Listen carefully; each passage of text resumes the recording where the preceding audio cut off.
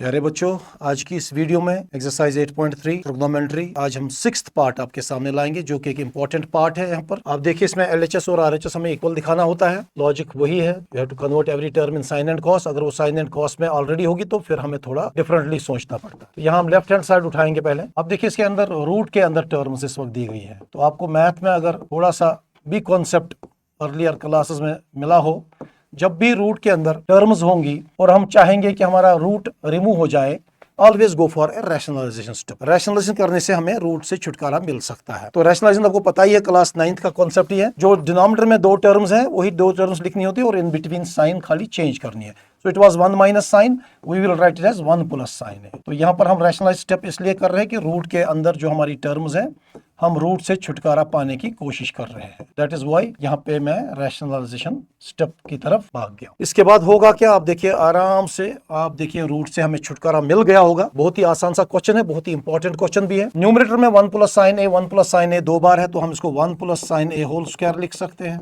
इतना तो simple algebra है। और डिनोमिनेटर में देखिए ए minus b into a plus B. मैंने आपको एक वीडियो में कहा था, जब भी हम रैशनलाइजेशन करते हैं हमें हमेशा फॉर्मूला एक निकलती है, a square minus b square.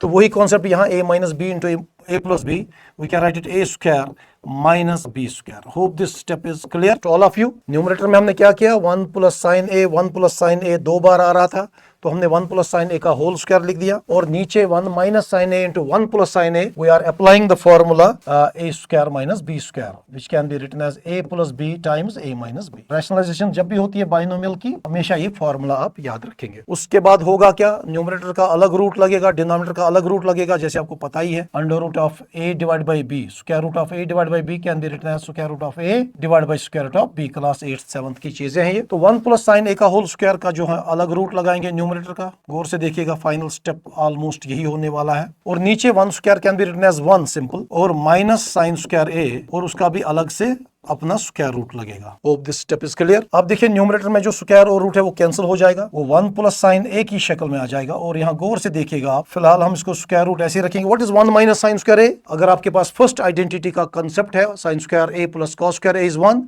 So instead of 1 minus sine square a we can write it cos square a. इतना तो आपको क्लियर होना ही चाहिए, आइडेंटिटी का इस्तेमाल हो रहा है यहाँ। Square and root again gets cancelled, so my final step is 1 plus sine a divided by cos a. और इसके बाद इस क्वेश्चन को आराम से आप लोग सॉल्व कर सकते हैं by using the simple concept जो मैंने पिछली वीडियो में भी बताया था। ऊपर दो टर्म्स है, नीचे एक टर्म है, तो 1 बाई कॉस ए को अलग लिखा जा सकता है, plus sine a by cos a को अलग लिखा जा सकता है। इतना तो क्लियर है।